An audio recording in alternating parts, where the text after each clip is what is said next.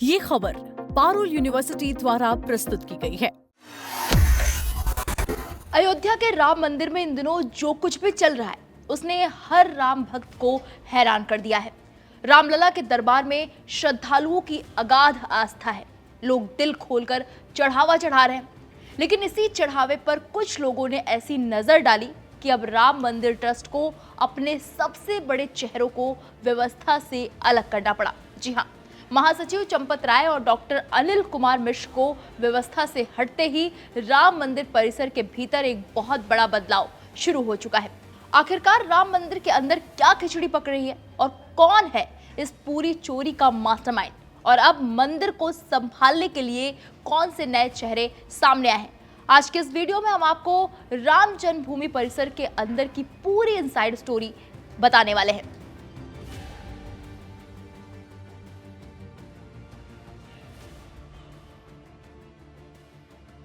चंपत राय और अनिल मिश्र के हटने के बाद अब राम मंदिर की व्यवस्था को सुचारू बनाए रखने के लिए दो बड़े चेहरों ने मोर्चा संभाल लिया है। पहले हैं अंतरिम महासचिव कृष्ण मोहन और दूसरे हैं ट्रस्टी महंत दिनेंद्र दास। महंत दिनेंद्र दास तो 11 जुलाई को सुबह 5:30 बजे ही मंदिर परिसर पहुंच गए। उन्होंने न सिर्फ श्रृंगार आरती में हिस्सा लिया, बल्कि पुजारियों से रामलला के श्रृंगार और बाल भोग को लेकर सीधी बात की। वो मंदिर में आने वाले भक्तों के बीच भी गए, उनसे बातचीत की और कहा कि भगवान की सेवा में कोई कमी नहीं आनी चाहिए। अब बात करते हैं नए अंतरिम महासचिव कृष्ण मोहन की। 73 साल के कृष्ण मोहन कोई साधारण व्यक्ति नहीं है। वो इंडियन फॉरेस्ट सर्विस यानी कि आईएफएस के अधिकारी रह चुके हैं, यानी उनके पास प्रशासन का लंबा अनुभव है। हरदोई के रहने वाले कृष्ण मोहन लखनऊ यूनिवर्सिटी से एमएससी पास है और आरएसएस के बेहद भरोसेमंद माने जाते हैं। वो महाराष्ट्र में नौकरी के दौरान संघ से जुड़े थे और इस समय पूर्वी उत्तर प्रदेश के संचालक भी हैं।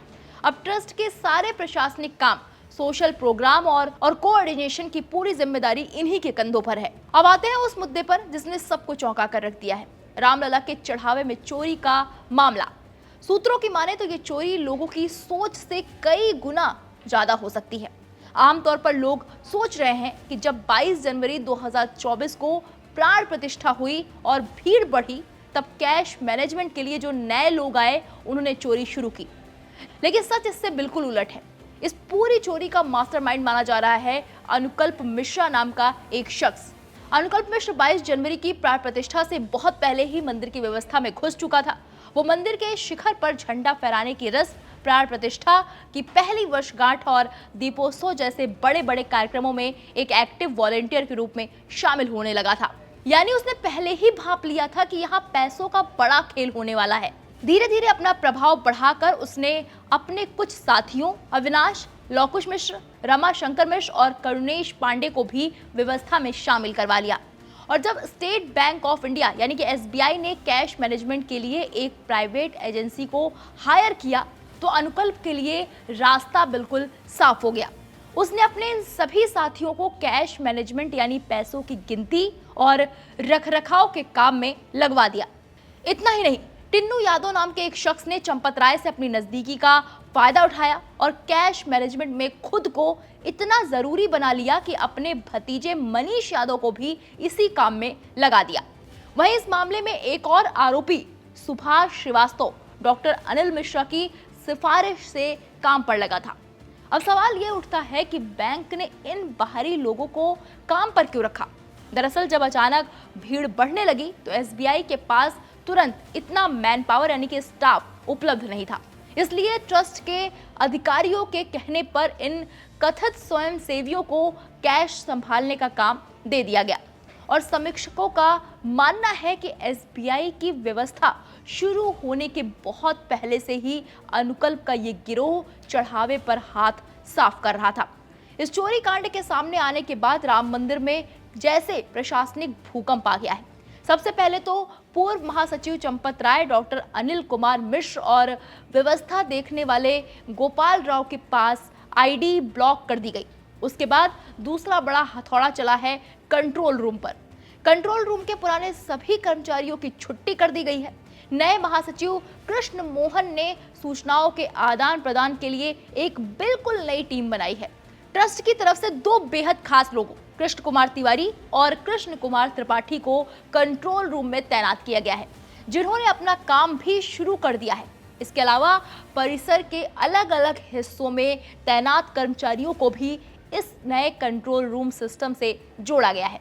जैसे यात्री सुविधा केंद्र पर तैनात सोमेश, जो गोपाल राव के करीबी हैं, उनको नया दायित्व मिला है। अब सोमेश या उनके जैसे तय किए गए 7 अलग अलग जगहों के कर्मियों के मैसेज पर ही संबंधित विभाग के लोग मंदिर परिसर में एंट्री पा सकेंगे।